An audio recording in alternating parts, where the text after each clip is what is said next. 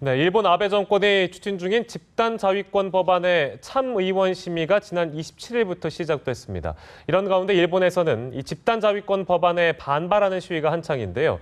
유모차 부대까지 등장해서 눈길을 끌고 있습니다. 네, 이 시간에는 조양현 국립외교원 교수 모시고 반아베 시위 현상과 함께 일본의 과거사 사죄를 촉구하는 세계 지식인 500여 명의 공동성명 이야기까지 나눠보겠습니다. 어서 오세요. 네, 안녕하십니까? 네, 참의원에서 안보 법안에 대한 심의가 시작됐는데 아베 총리의 논리는 이런 것 같습니다. 중국이 우리를 위협하니까 이 법안은 반드시 통과시켜줘야 된다. 이런 논리잖아요. 야당한테 이게 근데 먹히겠습니까? 그래서 지금 국회에서 공방이 치열하게 전개되고 있다고 보고요. 말씀하신 대로 일본이 이제는 안보면에 있어서도 지역적으로 글로벌 차원에서 더욱 적극적인 역할을 해야겠다는 게 아베 내각, 정부의 기본 입장이라고 할 수 있습니다. 즉 안보 위협론이죠. 즉 그 근거가 되는 게 과거에는 소련이 일본의 잠재 적국이었다 한다면 그 이후에는 냉전이 끝난 다음에는 북한이 위협이다라는 이야기를 들고 나왔습니다. 근데 그 후 최근에는 이제 중국이 위협이다라는 이야기를 펴고 있는 것이죠. 즉 안보 위협론을 가지고 안보 법제 통과를 밀어붙이고 있다. 근데 그 반면 야당에서는 헌법에 위배된다. 즉 헌법론을 가지고 반박을 하고 있습니다.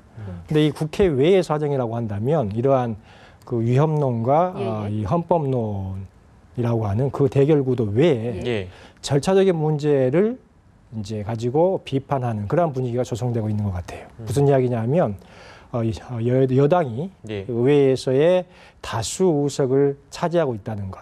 즉 다수라는 걸 가지고 일방적으로 밀어붙여서 중의원에서 법안을 통과시켰지 않습니까?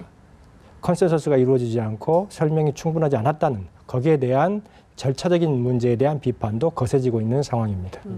이렇게 야당 쪽에서는 헌법 위배론을 들고 나오고 있고 또 그런 절차적인 문제에 대한 문제 제기도 있는 상황이지만 어쨌든 열린여당 의석이 과반을 차지하고 있어서 이런 상황이라면 법안 통과 가능성이 높다고 볼 수 있습니까?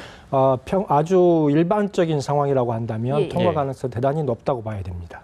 왜 그러냐면 중의원에서 3분의 2 이상, 참의원에서 2분의 1 이상을 열린여당이 확보하고 있기 때문입니다. 다만 최근에 약간 변수가 하나 생겼습니다. 연립여당의 한 축인 공명당이 변수인 것이죠. 공명당이라고 했을 때는 그 지지 기반이 창가학회입니다. 창가학회는 전통적으로 평화헌법에 대한 지지 세력이었습니다. 최근에 아베 내각에 대한 비판이 거세지면서 창가학회 내부에서도 공명당의 집행부에 대한 그런 비판이 나타나고 있다. 따라서 앞으로 아베 내각에 대한 그 내각 지지율이 떨어지고 창가학회 내부에서 그런 비판이 거세졌을 때 과연 공명당 대표부가 지금과 같은 아베 내각에 대한 지지 이 노선을 유지할 것인가가 관심거리가 되는 것이죠.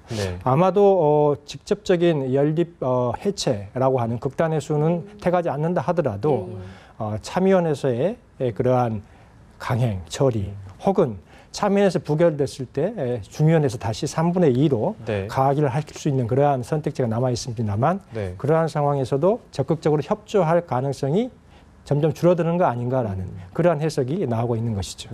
일본 정치권 내부의 상황을 저희가 분석을 좀 해봤는데요. 여론을 보니까 일본 국내에서 유모차 부대까지 등장을 했다고 하는 걸 보니까 이 반아베 시위가 벌어지고 있는 것 같습니다. 이게 드문 현상인가요? 그렇죠. 일반적으로 우리가 알고 있는 일본 사회에서 데모라고 하는 것은 그렇게 흔하지 않은 상황입니다. 그렇지만 과거 좀 시점을 전후 일본으로 가져가서 본다면 그 당시에 50년대, 60년대에는 안보, 정치 이슈가 일본 사회에서 핵심 현안이기도 했었습니다. 예를 들어서 1960년 미일 안보조약 개정 문제가 있었을 때 그때 10만 이상의 인파가 국회를 둘러싸고 그 이후에 결국 지금 아베 총리의 외할아버지인 키시노부스케 내각이 총사직하는 그러한 상황도 있었습니다. 그런데 60년대 들어가면서 일본이 경제대국으로 성장하면서 일본에서의 그러한 안보, 정치 이슈는 민감한 현안에서 제외가 되기 시작했었죠.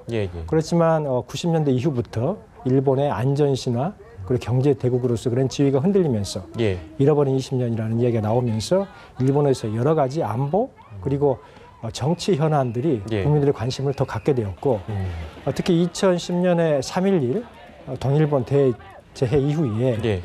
일본에서 원자력 발전 문제가 또 사회 이슈가 되었습니다. 그래서 원전 반대하는 그러한 데모도 컸었고요. 최근에 다시 안보 법제를 둘러싸고 예. 다시 이러한 데모 현상이 늘어나고 있다. 따라서 이걸 긴 역사적인 안목을 가지고 보자면 예. 일본의 국가 노선을 두고 큰 선택을 해야 됐을 때 역시 일본 사회는 진통이 있었고 지금의 이러한 데모 역시 그러한 진통의 일환이라고 의미를 부여할 수가 있을 것 같습니다. 예.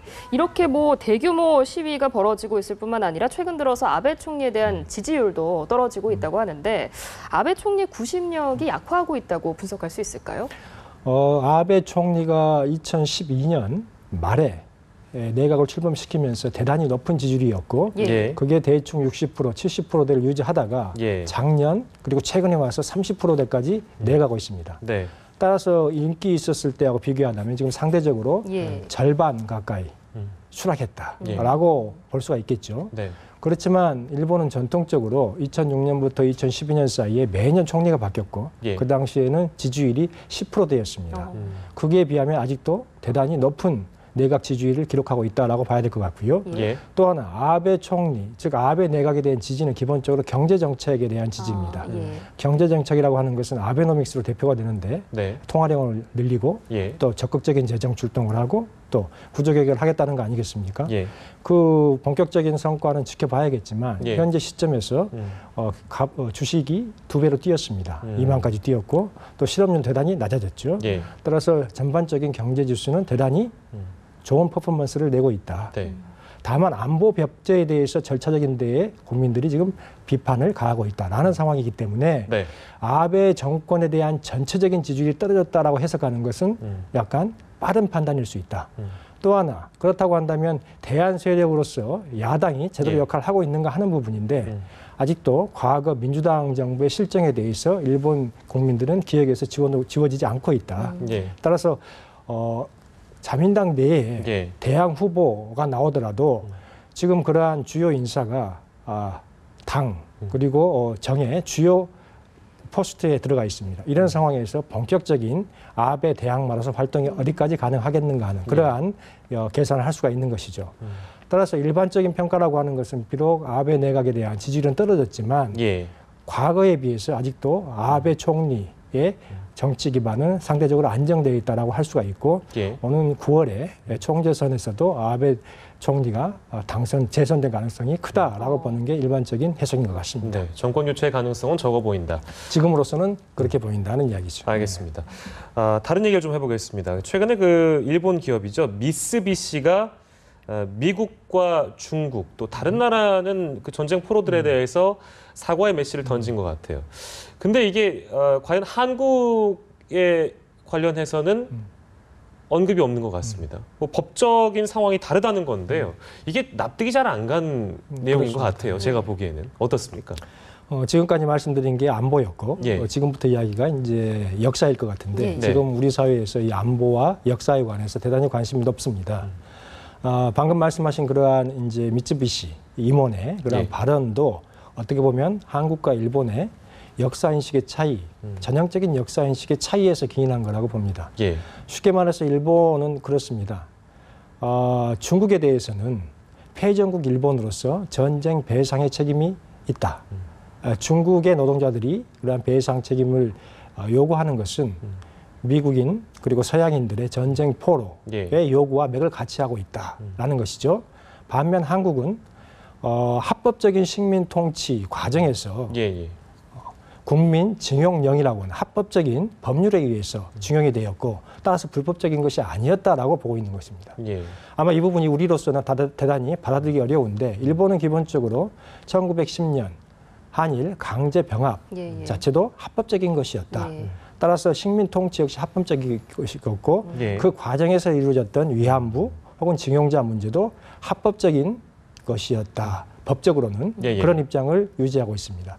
따라서 미쓰비시 임원의 발언도 이러한 보수적인 일본의 역사인식을 대변하고 있는 것이고 그러한 역사인식과 개를 같이 하고 있는 것이라고 볼 수가 있겠죠. 네. 과거사와 관련해서 질문을 더 드리자면 그 한미일 삼국을 비롯한 세계 지식인 500여 명이 아베 총리 역사 왜곡을 비판하는 공동 성명을 발표했는데 과연 다음 달 아베 총리가 발표한 담화 내용에 영향을 줄 수 있을지 궁금하거든요. 그렇습니다. 어제 나온 그러한 성명은 사실 2010년, 즉 한일 강제병합 100년이 되는 해에 나왔던 성명이 제2탄이라고 할 수가 있고, 요는 과거에 대한 사죄와 반성을 제대로 하라는 것입니다.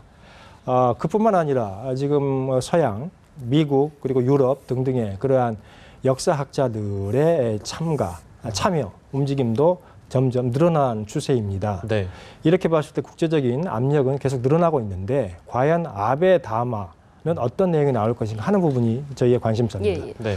아베 총리의 담화라고 하는 것은 우리가 요구하는 것은 크게 네 가지입니다. 네.